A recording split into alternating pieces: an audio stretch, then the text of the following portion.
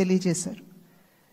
ఏ విధంగా ఢిల్లీలో మేము కూర్చున్నటువంటి సందర్భంలో ఆంధ్ర రాష్ట్రంలో జరిగినటువంటి ఎన్నిక జరిగిన తీరు మాత్రమే కాదు, 3 పార్టీల మధ్య ఏర్పడినటువంటి సమన్వయం ఒక రకంగా యావత్ భారతదేశానికి కూడా ఇది ఒక ఎగ్జాంపుల్గా నిలవాలి అని చెప్పి ఢిల్లీలో మాట్లాడుకున్నటువంటి మాట.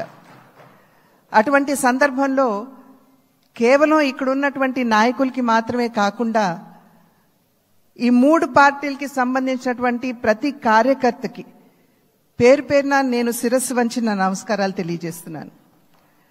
అదేవిధంగా తెలుగు ప్రజలు గడిచిన 5 సంవత్సరాల కాలంలో వారు ఎదుర్కొన్నటువంటి సమస్యలు, ఒక విధ్వంసకర పాలన, విద్వేషపూరిత పాలన, కక్షపూరితమైనటువంటి పాలన ఎదుర్కొన్నటువంటి సందర్భంలో అభివృద్ధి అన్న పదానికి అసలు అర్థం లేకుండా పోయినటువంటి నేపథ్యంలో సంక్షేమం, నిజమైనటువంటి సంక్షేమం అన్నది ప్రజలు దూరమైనటువంటి సందర్భంలో విసిగి వేసారిపోయినటువంటి ప్రజలందరూ కూడా మనం ఊహించలేదు.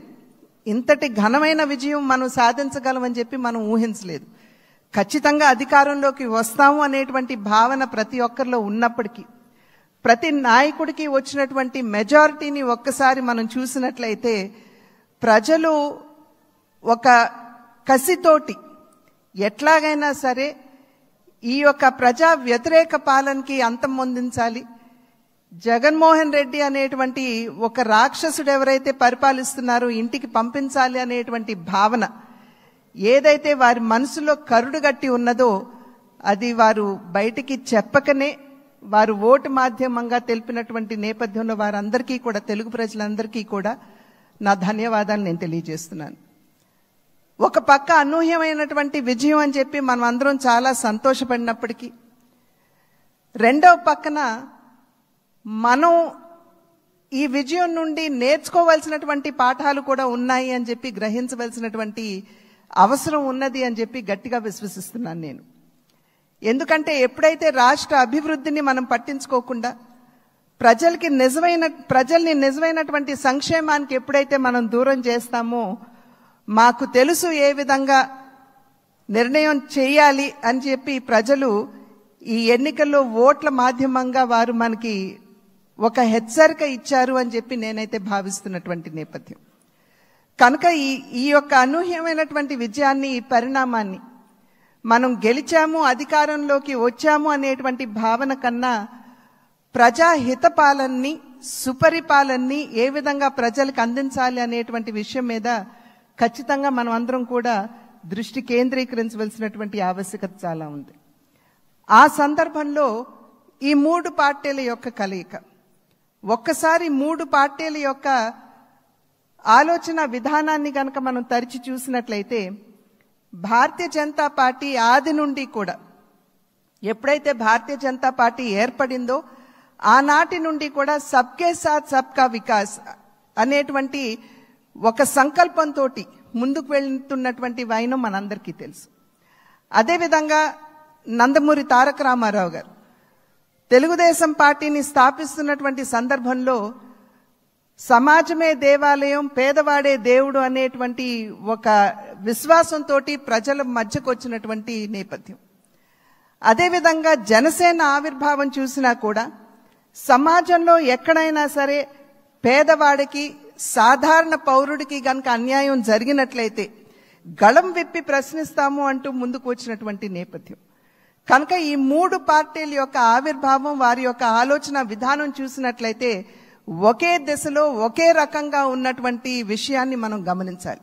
అంటే సమాజంలో ఉన్నటువంటి సాధారణ పౌరుడికి న్యాయం చేయాలి, పేదవాడికి నిజమైనటువంటి సంక్షేమాన్ని అందించాలి అనేటువంటి లక్ష్యం ఈ 3 పార్టీలకు ఉన్నటువంటి సందర్భంలో ఈ 3 పార్టీల యొక్క కలయిక నిజంగా ఒకంత ఆలస్యమైనా కూడా ఇది రాష్ట్రానికి చాలా అవసరమైనటువంటి కలయిక అని చెప్పి నేను భావిస్తున్నాను. మరి నేను అనేక సందర్భాల్లో చెప్తూ ఉంటాను, ఈ 3 పార్టీల యొక్క కలయిక చూసినప్పుడు ఒక త్రివేణి సంగమాన్ని మనం చూస్తున్నట్టుగా మనం భావించవలసినటువంటి నేపథ్యం. ఒక పక్క చంద్రబాబు నాయుడు గారి స్ఫూర్తి, చంద్రబాబు నాయుడు గారి యుక్తి, రెండవ పక్క నరేంద్ర మోడీ గారి స్ఫూర్తి, అదేవిధంగా పవన్ కళ్యాణ్ గారి శక్తి. ఈ మూడింటి కలయికే ఇవాళ రాష్ట్ర ప్రజల ముందు ఈ యొక్క అలయన్స్ గా కూటమిగా ముందుకొచ్చినటువంటి విషయాన్ని మనం అందరం కూడా గమనించవలసినటువంటి అవసరం చాలా ఉంది.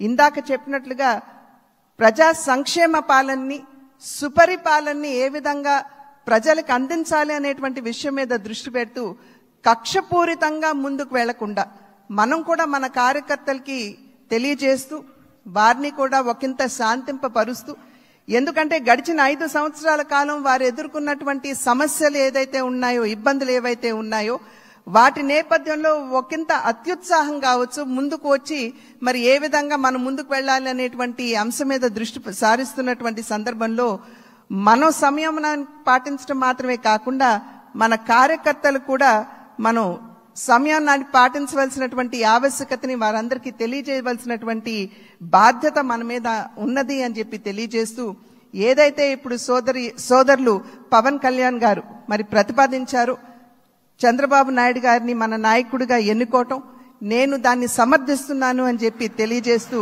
మీ అందరికీ ధన్యవాదాలు తెలియజేస్తూ చంద్రబాబు నాయుడు గారికి మరి ఒక్కసారి నేను శుభాకాంక్షలు తెలియజేస్తున్నాను. నమస్కారం. జై.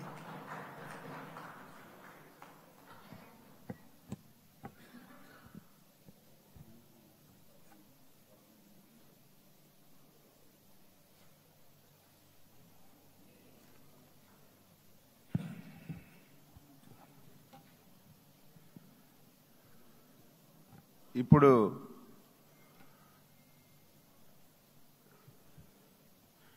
ఎన్డీఏ ముఖ్యమంత్రి అభ్యర్థిగా